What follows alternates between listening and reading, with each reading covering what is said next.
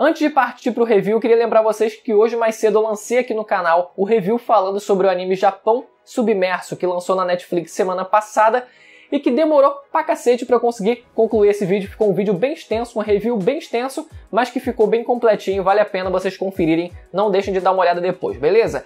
Agora vamos lá pro review, capítulo 985.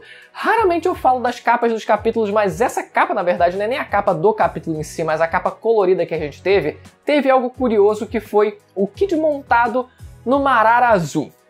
Obviamente o Oda ele não ia deixar na cara, ele não iria colocar um marco ali, mas é claro que as cores elas casam perfeitamente com as cores do marco. E aí o pessoal já começou a viajar um monte, né? Porque o Kid vai montar no marco para enfrentar o King. Deixa eu explicar essa piada, porque antes do pessoal começar a viajar com isso, quando o marco apareceu, o pessoal ficou dizendo, não, mano, como é que vai ser agora para o Zoro enfrentar o King? Porque o pessoal queria empurrar a ideia de que o Zoro iria enfrentar o King no X1. Isso não iria acontecer, mesmo que o marco não aparecesse. Mas enfim, depois que o marco apareceu, eles decidiram mesmo assim empurrar a ideia de que o Zoro ia montar no marco para enfrentar o King, não importa como, ele ia enfrentar o King de qualquer maneira. Isso não vai acontecer. Mas mesmo assim, agora no capítulo, a gente vendo que o Orochi morreu, a gente pode até parar para pensar que, com ele não enfrentando o King e não enfrentando o Orochi, só resta um homem nessa ilha para ele enfrentar. O Homem do Chifre. Galera, vamos lá para esse capítulo. O capítulo ele é dividido em 3 partes. A primeira, quando a gente tem os bainhas vermelhas, eles indo enfrentar finalmente o Kanjuro e seus homens. Alguns dos guerreiros que ele pintou são guerreiros sem cabeça, o que eu achei bem da hora. E principalmente, mais da hora ainda, foi o outfit desses guerreiros, né? Que, obviamente, também é muito semelhante ao outfit da própria Okiko. O outfit dela, quando a gente para pra pensar o quão detalhado ele é, a gente tem que lembrar que esse é um mangá semanal. Apesar das várias pausas que a gente tem, dá pra perceber que o Oda ele configura os outfits dos personagens principais de maneira bastante simples para facilitar o trabalho dele, já que são personagens que ele desenha frequentemente. Principalmente o do Luffy é bem simples mesmo o outfit dele. Só que quando a gente tem o Oda ele se esforçando para realmente criar uma armadura, para mesmo que sejam personagens secundários, eu acho que já é algo que a gente deva parabenizar ele por isso, sabe? Porque não é um negócio fácil, não é um negócio rápido de ser desenhado, é muito pequeno detalhe. E já pulando o que é supostamente mostrado mais pra frente no capítulo, a Okiko chorando com a espada dela cheia de sangue. O que dá a entender que ela conseguiu aplicar de fato um golpe no Kanjuro. Eu não sei, eu duvido muito que ele tenha sido derrotado em off, eu ficaria realmente muito surpreso se isso tivesse acontecido. O que eu imagino que tenha acontecido é que talvez ela de fato tenha conseguido aplicar um golpe no Kanjuro, talvez o Kanjuro ele tenha sido abatido, mas não tenha sido derrotado. Só que com essa aparência da vitória garantida, talvez ela já tenha começado a chorar. Sabe, aquele clássico, já garanti a vitória, agora eu posso chorar, mas na real o Kanjuro não teria sido derrotado ainda pelo menos. Não sabemos, é só realmente a interpretação minha que eu tenho até esse ponto da história. Agora, partindo para o segundo cenário, o que a gente tem é a Yamato interagindo com o Luffy. Primeiro de tudo, a Yamato dizendo que quer entrar pro bando. Gente, alguma coisa eu tinha que acertar aqui nesse canal, não é não? Não bastava eu só errar, algum dia eu precisava acertar alguma coisa. E eu esperei, mas eu esperei lentamente. Passou Bartolomeu, passou, sei lá, mano, passou a Rebeca, passou uma porrada de personagens. Tudo bem que a Carrot tá junto do bando agora, né? Mas não entrou oficialmente, né? Mas tomara que morra. Depois da Monet não entrar pro bando e aquela frustração me bater por anos. Lá em 2012 eu esperei pacientemente por 8 anos. Até vir essa personagem e eu falar, pronto, é essa que vai entrar.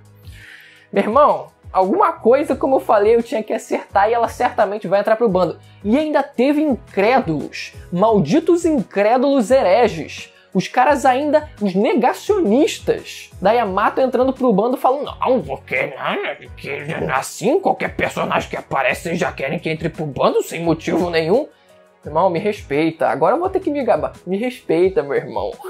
Agora, sobre ela se identificar como Oden, ou mais especificamente como um homem, né, que seria, no caso, o Oden, eu vou deixar pra falar disso mais pro final desse vídeo que o Raoni Silva, meu brother, saudoso brother Raoni Silva, que não aparecia nesse canal, né, pelo menos não era citado nesse canal já tinha algum tempo, ele fez um comentário 2 semanas atrás já tem bastante tempo, mas que ele aborda um pouco mais esse assunto dos pronomes, da questão de como a personagem ela é referenciada pelos personagens dentro do mangá em japonês, então vamos falar disso com mais detalhes mais pro final desse vídeo aqui. O fato é que ela se identifica como Oden, beleza, vamos partir daí. E o Ace conheceu ela. Agora, a grande questão é se o Ace ele conheceu ela se identificando como Yamato ou se identificando como Oden, porque se ele conheceu ela como Oden, talvez ele tenha passado a informação pro Barba Branca dizendo, olha só, ele tá vivo, eu encontrei ele tá bem. E a informação, aquele famoso telefone sem fio, não tenha sido, obviamente, né, tão claro assim. E a informação talvez tenha chegado pro Barba Branca incompleta, mas que,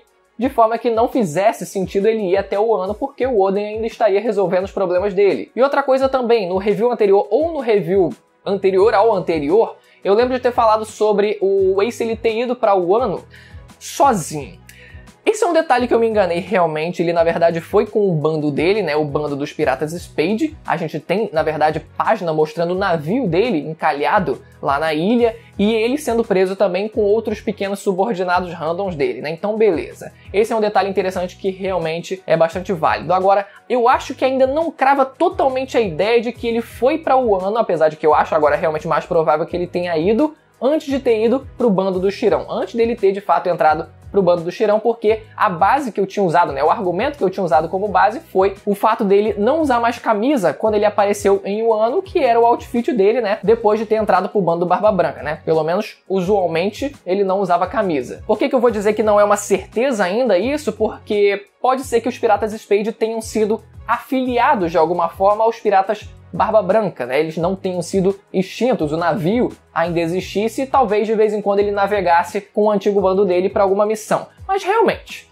tirando esse detalhe da camisa, faz mais sentido que ele tenha ido para Wano antes de conhecer o Shirão. E se por acaso depois de ter entrado no bando ele ter mencionado alguma coisa, talvez ele só tenha dito, olha, o Oden tá vivo. Se vocês repararem nesse capítulo, a Yamato ela tá muito mais baixa em comparação ao Luffy do que da outra vez em que ela apareceu, né? Foda, agora que ela se mostrou mulher, o Oda já querendo diminuir ela, né? O machismo impera, pelo visto, nesse mangá. E a terceira parte desse capítulo foi o discurso do Kaido. Tem algumas coisas interessantes que ele fala nesse discurso. A primeira delas é sobre as forças, as grandes forças no mundo de One Piece, que vale a pena ser analisado porque ele fala sobre a Marinha e o governo mundial deles terem abolido o sistema Shichibukai, sendo uma forma deles dizerem, olha só, a gente realmente agora se garante sem a ajuda dos Shichibukai. A nossa nova arma é realmente muito poderosa, capaz de até mesmo substituir e quem sabe até, que faria mais sentido, superar a força dos Shichibukai como um todo. Ao mesmo tempo em que o Kaido e a Big Mom agora estão montando essa aliança para também criar o bando mais poderoso do mundo, assim como foi citado, né, pelo Garp, se eu não me engano, que se eles retornassem, né, se o bando dos Rocks retornassem, se eles se unissem, se essa aliança acontecesse, realmente se tornaria o bando mais poderoso do mundo. Então é realmente uma corrida constante, uma crescente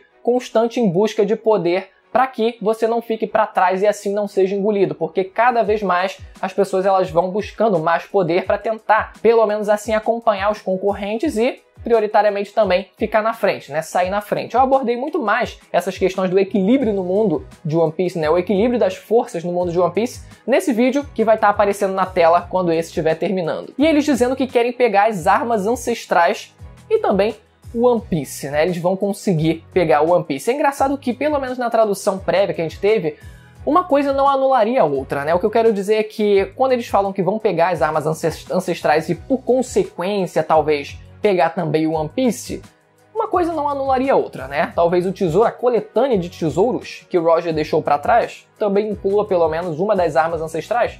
Enfim, só um mero chute mesmo aqui, que pode ser que o meu brother Raoni Silva aí faça um comentário sobre isso, que eu acho que vale a pena investigar um pouquinho. Mas eles dizendo isso é um negócio curioso, porque tem que lembrar novamente, um negócio que tá sendo colocado de molho, eu acho que há pelo menos uns 5 anos, que é o Caribou sabendo que a Shirahoshi é Poseidon e aquilo, mano, quando é que vai vazar pro Kaido? O maluco tá lá ainda em Wano e aí?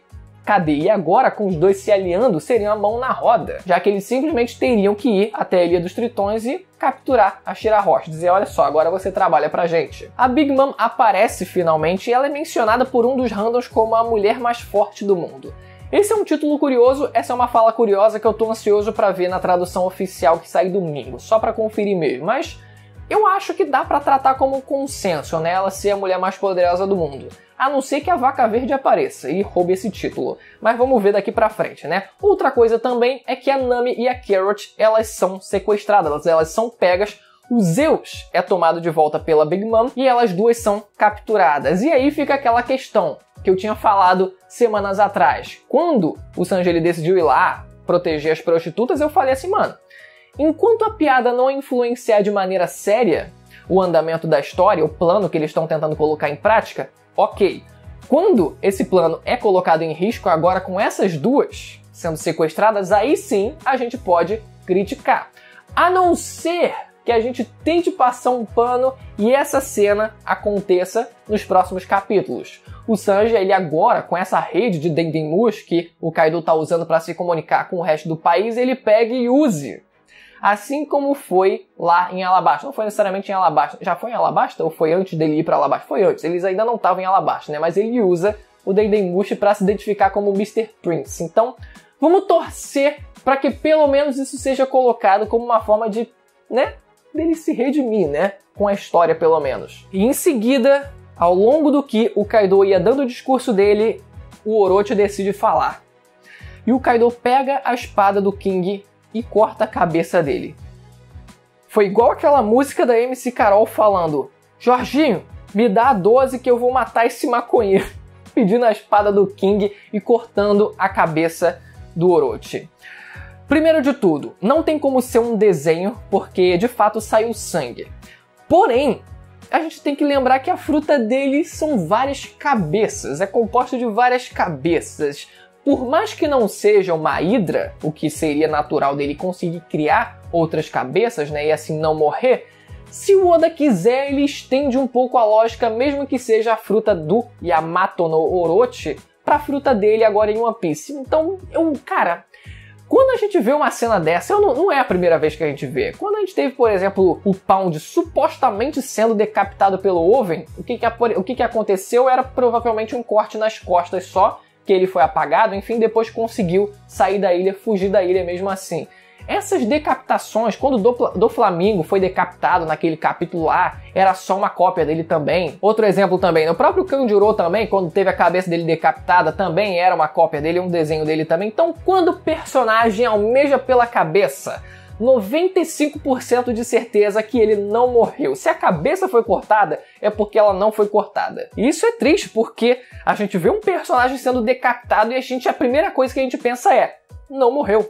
Agora vamos falar sobre o ponto que eu queria sobre a forma como o Yamato, ou a Yamato, ela se identifica dentro do mangá e como ela é reconhecida, né? Como os outros personagens à volta dela identificam ela. Vamos tentar entender isso aqui com um comentário que o meu brother Raoni Silva deixou pra gente aqui e eu vou usar como base. Acompanhem comigo.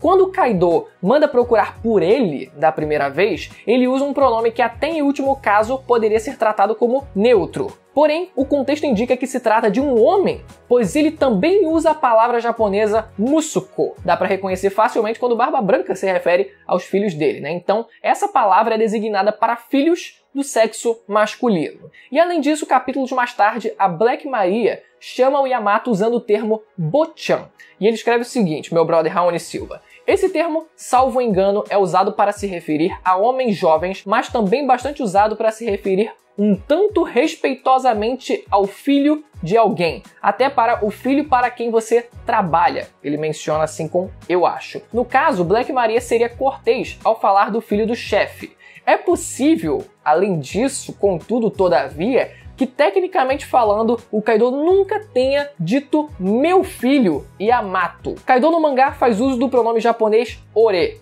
muito conhecido, né? Assim, quando fosse se referir ao Yamato como meu filho, o comum seria usar a estrutura japonesa ore no musuko, que, como exemplo aqui, o Barba Branca usava quando se referia de forma pessoal ao Ace, ou seja, atrelando seu filho a ele, o pai. Só que acontece que o Kaido não usou essa estrutura, ele usou no original a estrutura uchi do musuko. O pronome e termo uchi tem muitas acepções possíveis, mas para o caso que importa aqui, ele pode tomar um ar maior. Quer dizer, quando colocando em exemplos possessivos, ele é sempre empregado ao se referir a alguém como pertencente a um grupo ou organização. Pondo em exemplos práticos são os casos de quando alguém do bando do Chapéu de Palha se refere a um dos seus membros como nosso, a nossa navegadora Nami, o nosso atirador Usopp, o nosso capitão Luffy. Assim, esse Uchi no Musuko, usado por Yamato tecnicamente, abriria margem para dizer que ele seria na verdade uma figura adorada e querida como um filho por todos os piratas feras, e não alguém ligado por sangue ao Kaido. Então fica aí o questionamento em aberto, vamos ver se a gente tem essas respostas mais pra frente no mangá. Então, só lembrando, quem não é inscrito, para se inscrever no canal e ativar o sininho, para assim acompanhar os próximos vídeos que saírem aqui no canal. Não se esqueça de conferirem os vídeos que eu indiquei aqui nesse vídeo. Então, vou ficando por aqui, até a próxima, tchau!